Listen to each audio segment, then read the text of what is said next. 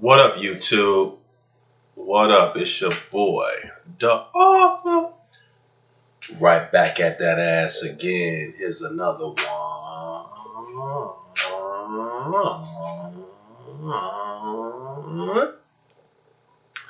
Just thought I'd make this brief video, man. I'm gonna head to bed, man. Got my jammy jams on.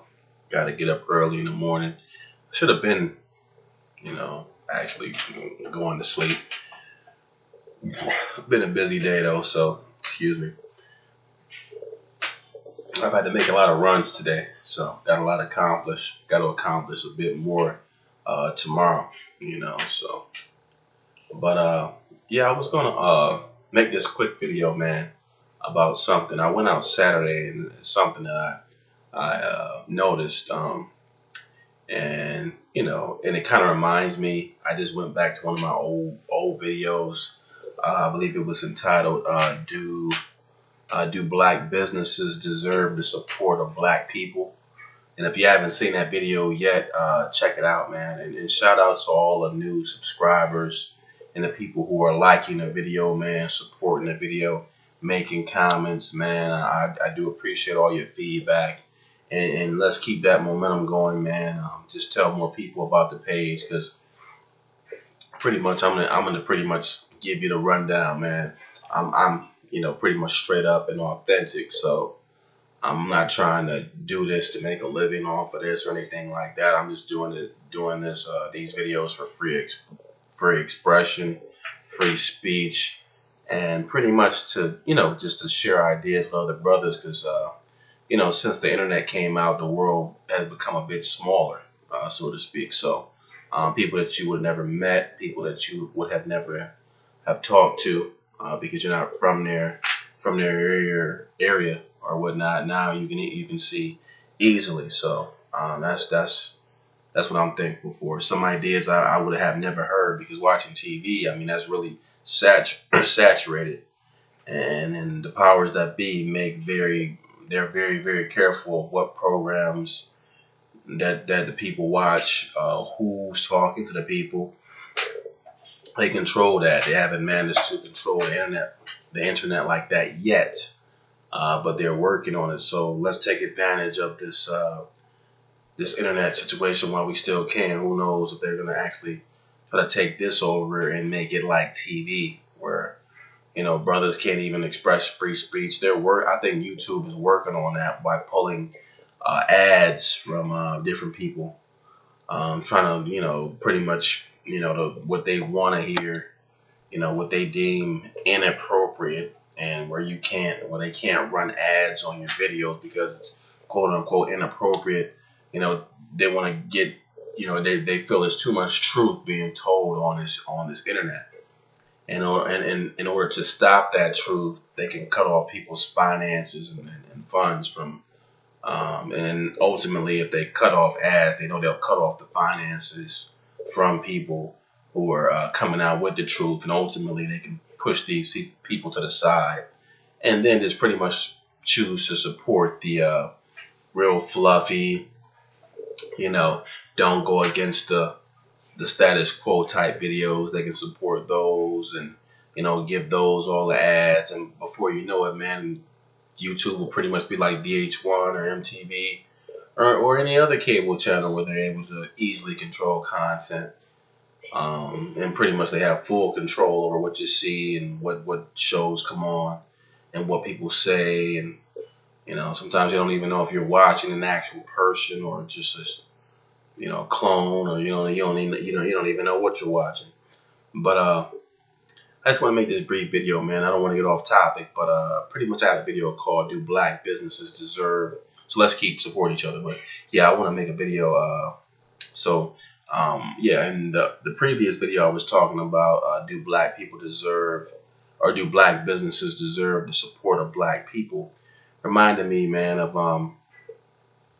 the other night, last night. I was in this club, man. It was a strip club in Charlotte, and it was pretty much. I'm not sure if the strip club is black owned or not, but it's run by blacks for the most part. Security and the bar and things of that nature. And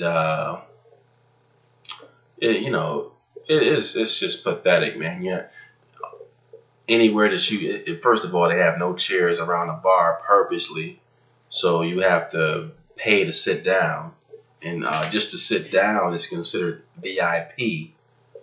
So, and they have they have a regular club like this in Charlotte too, where they won't let you sit down unless you pay. You have to pay to sit down.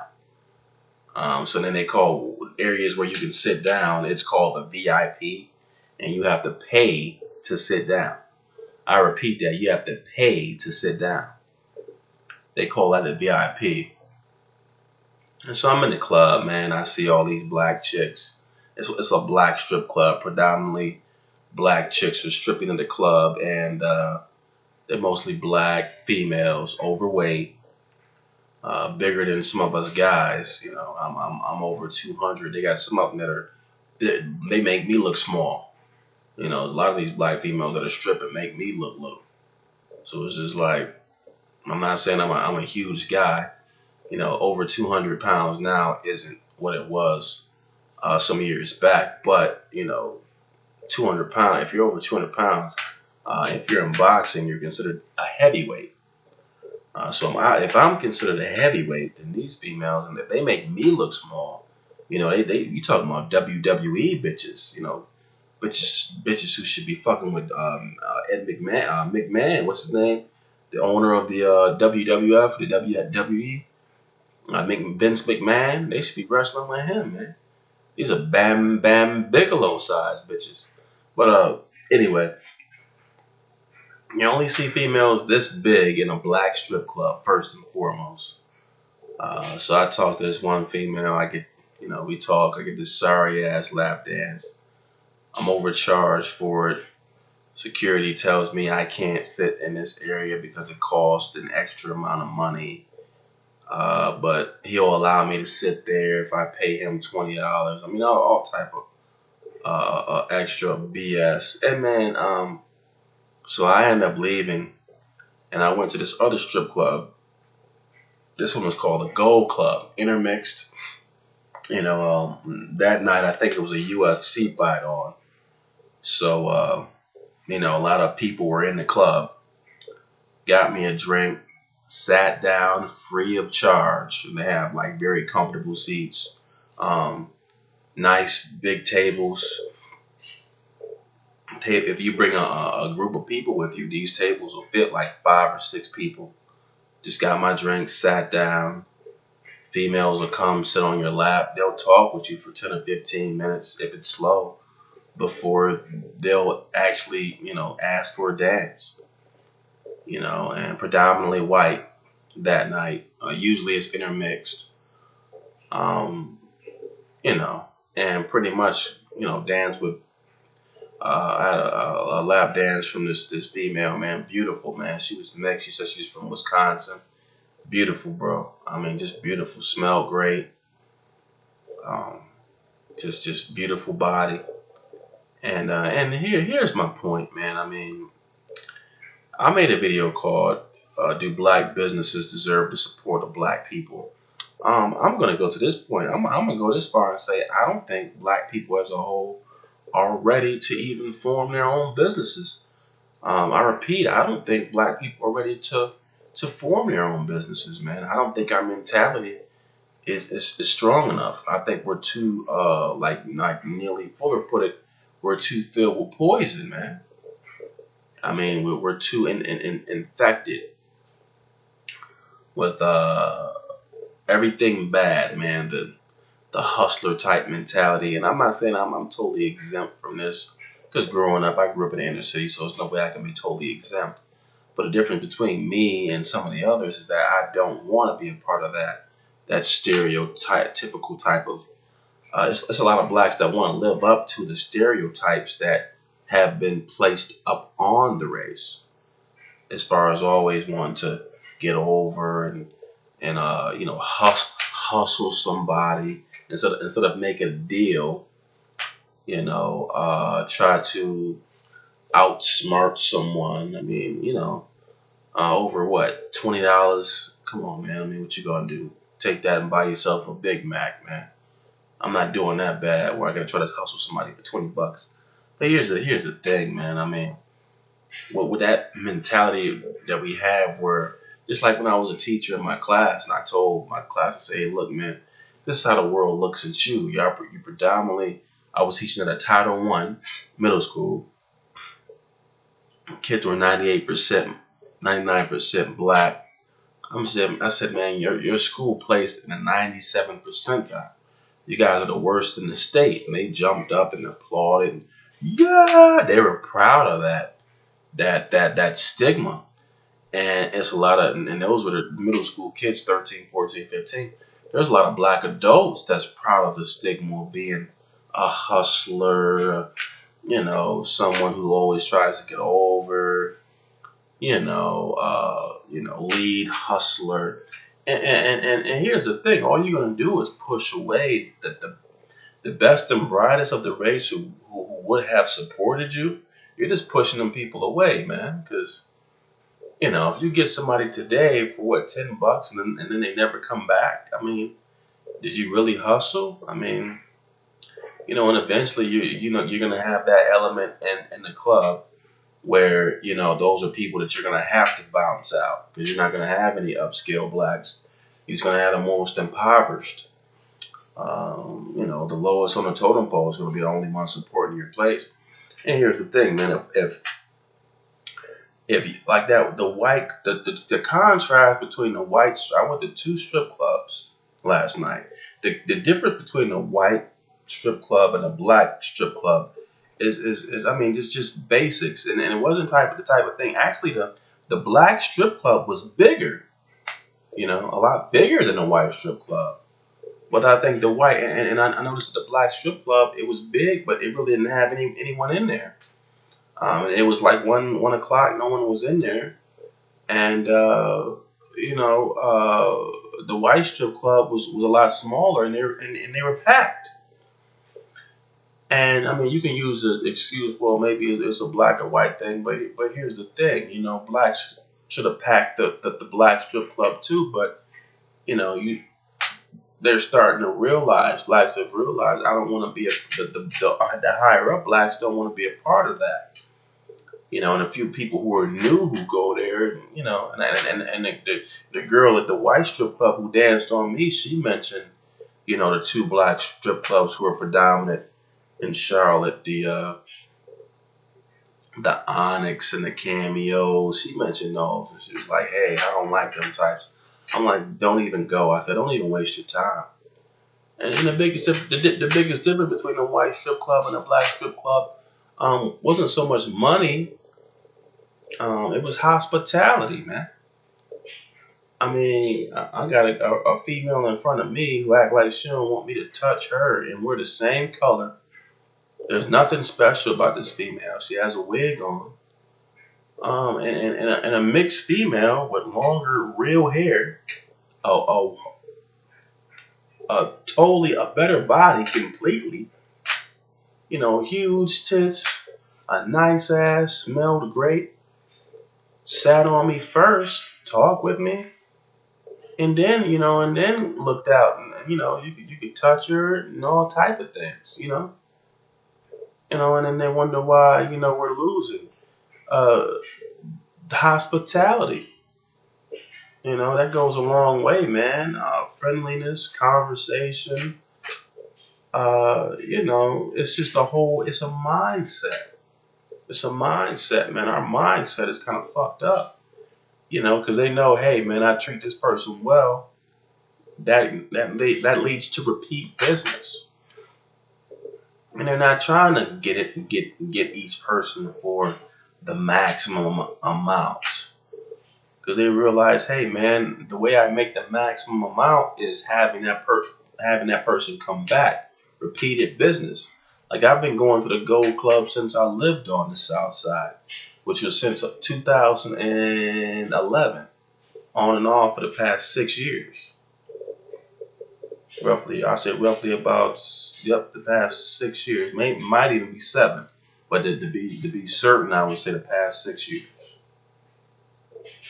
I've been going to that club. And I went to the black one cameos once, and I tell you, I will never go back. You know, I've been to Onyx a few times. I will never go back. You know, and it's just because and these are black clubs. It's the hospitality, man. I mean, you know, you sit there, you treat people, you know, you treat your own people the worst. You overcharge your own people, and we're the only ones that's gonna go there. You know, black clubs don't have international appeal. White clubs have international appeal. Think about it. If you go to a white club, what are you most likely to see in terms of other races? A white strip club or a black strip club? Or even in general, a black business, a black bread shop or a white bread shop, or a black club and a white club, or a black bar and a white bar. You more likely now if you go to or the white bar, you're more likely to see Asians, Arabs, you know, Hispanics, all of that. Those other types are at the white, the white owned establishments, man. Just like when I went to the Gold Club where it was predominantly white, I saw black in there. You know, I saw Asian in there. The dancers were mixed. Mixed with Asian, mixed with Hispanic. Even your dancers, are going to be multicultural.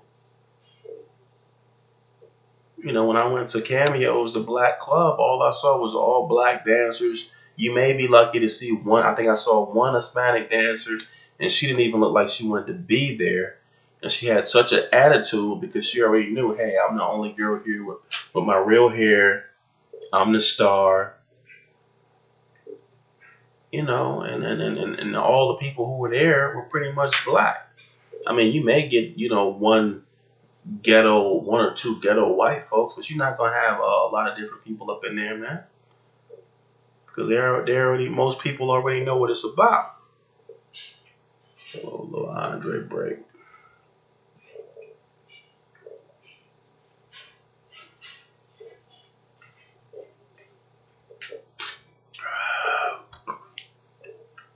Thank you for that. But yeah, man. So, man, here's the thing, man. I mean, you shooting your smart. My point being this: if you know your club, most black clubs are not gonna pull other races in like white clubs.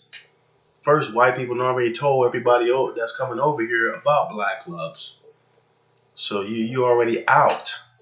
So the only people that's gonna come to black clubs is what? People who look like me, other black people. So in terms of that, why would you shoot yourself in the foot and go against other black people, the only people who are going to support your club?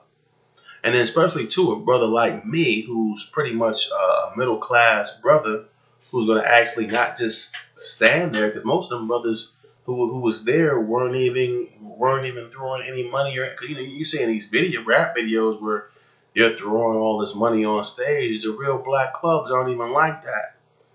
In most cases, man, them females be dancing and nobody don't be throwing shit on stage. And I was the only one who paid the one female for a lap dance, and that's why she kept following me around the club. Rest of them dudes is just playing the wall. A lot of blacks in the black clubs ain't even tipping or nothing. You might get one team of dudes that may come in every now and then and throw something, but a lot of the black clubs, I mean, a lot of them ain't tipping like that, man. I mean, you'll get some. You'll get one or two who's doing all the tipping, but a lot of them are just sitting there looking.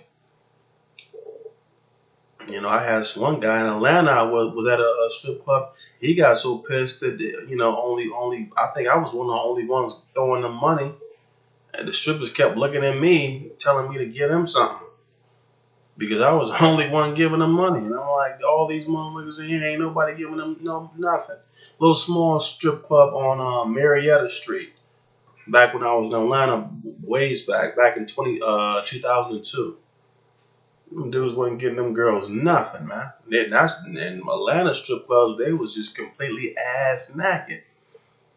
But my point being, man, I mean, I don't think blacks with the mentality we have, I don't think blacks are ready for a black business because we got too much. We our minds are poisoned now worse than it was out of slavery. Slavery was just slavery. I think. I mean, yeah, we were brainwashed in a way, but pretty much most of the families who were slaves when they stepped out, the only thing that was holding them back was poverty.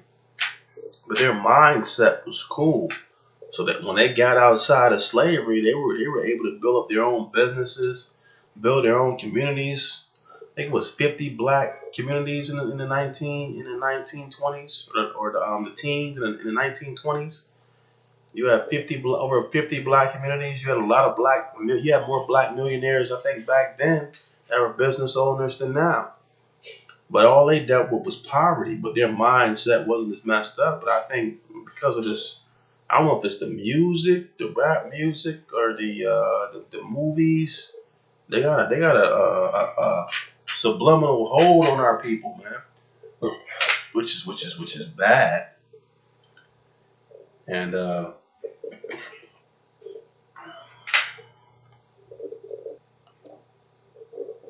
excuse me for that, a little belch.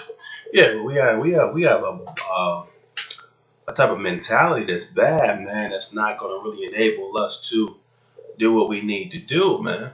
In terms of because I mean, even if you take the money away, if your mentality is bad, the way you treat your people, your clubs are going to stay empty, your businesses are going to stay empty. That's probably the same reason why a lot of times they're shooting in these clubs.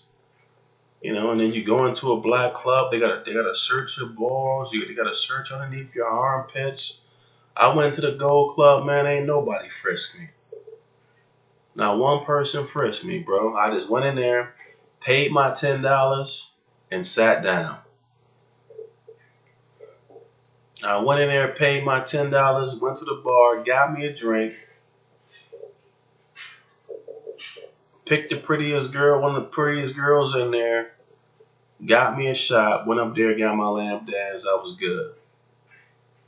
Didn't even stand in no line. The whole thing took about 5 minutes. Within 5 minutes of getting there, I went in there, boom, boom, boom. Went to the black club, wasn't even nobody there. I had to get stripped, I had to get searched. You know what I'm saying? It's just, come on, man. You get there a certain time. If you get there late enough, like with Onyx, they had to search my car, search the glove compartment, search my trunk.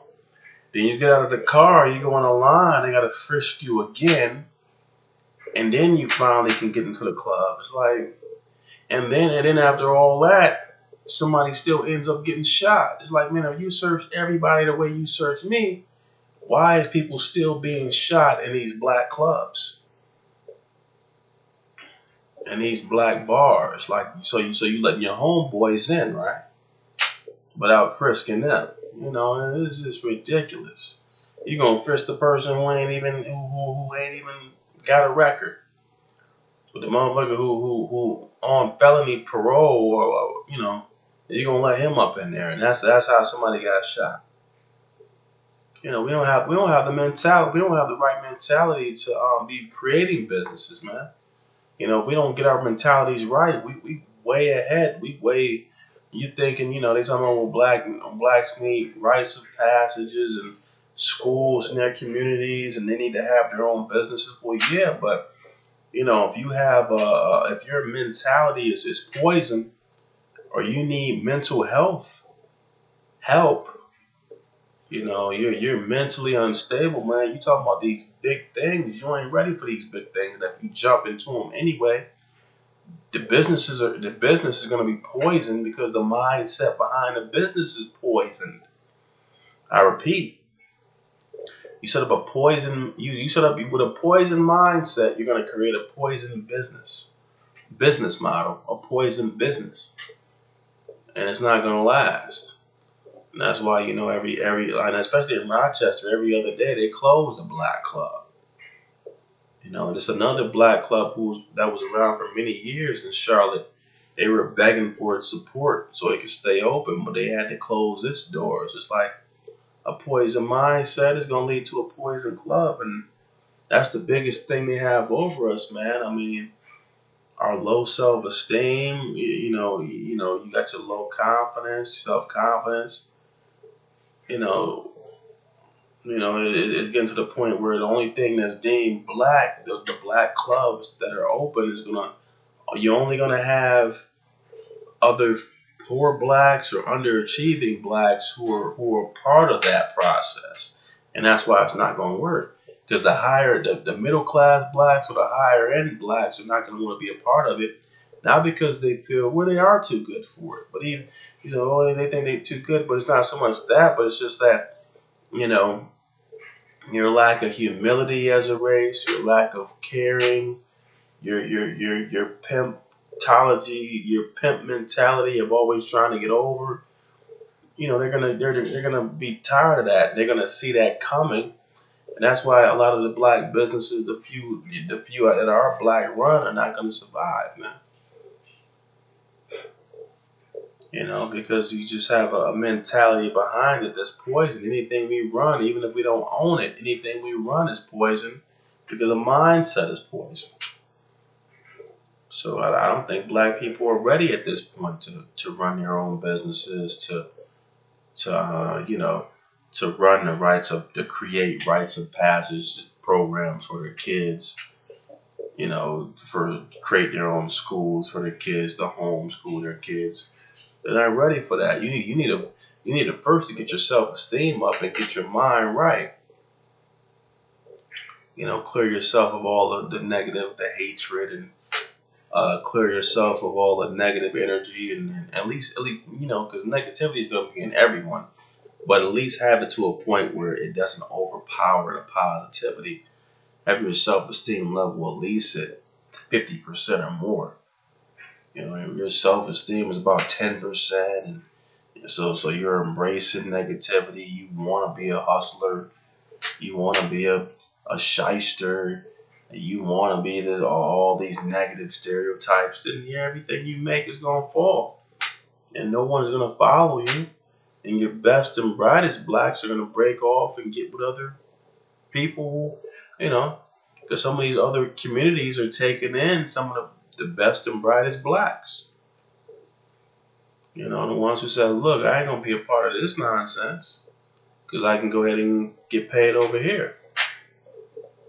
And that's what you're going to get. The best and brightest blacks are not going to want to be with the quote-unquote pro-blacks, because the pro-blacks are all the blacks who are bullshit. It's like a lot of the so-called pro-blacks these days that are talking on the computer and talking about black women are God and all this stuff like that, and so-called Egyptology guys and Hebrew Israelite guys, and they claim they know all this knowledge, and a lot of these guys haven't even graduated high school.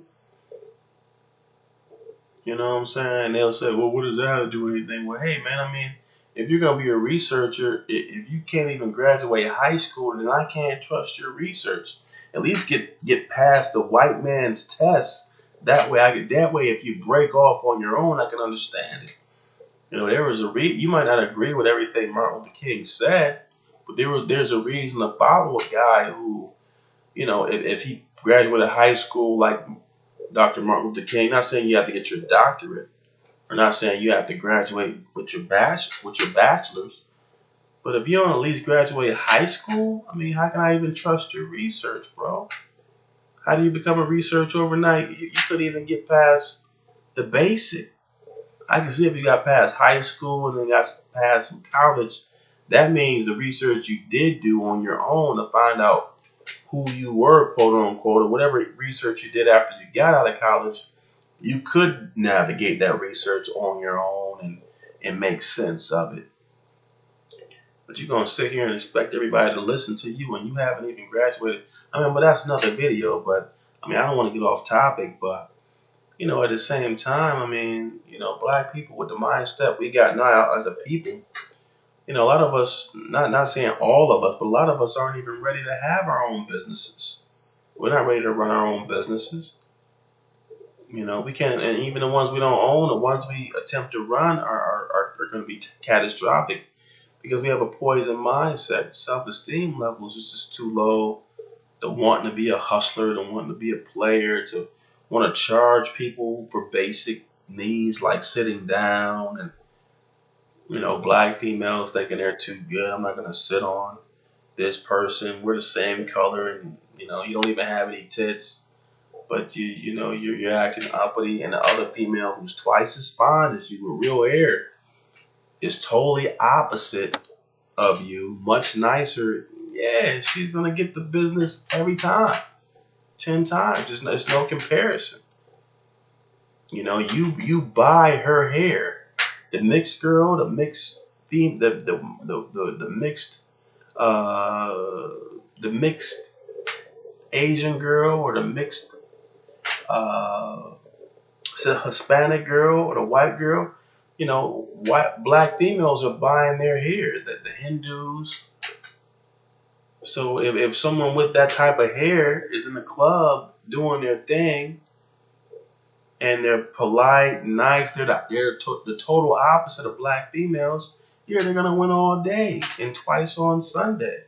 They're doing everything opposite of what you do, and they have real hair and a better body, and they're not bigger than me. Their belly isn't bigger than mine. This one black female in the strip club, she was trying to give me a lap dance, moving me and the chair.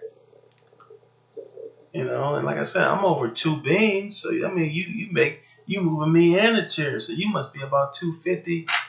I mean, but anyways, man, I digress. But yeah, make sure to like and subscribe, and let me know how you feel, man. And not just a strip club type thing, but in general, man. I don't know if to see the day to day how we act and how we respond in terms of especially the black females. The black females being the head of the race at this point. Black females controlling 75% of all wealth in the black community. I don't see them being able to run a successful business, not with the attitude and the mindset. I think it would be disastrous. But I've already run over my time. But make sure to like and subscribe, and let me know what you think. All right. And if you were offended, I'm glad. And y'all take care out there. All right. Later.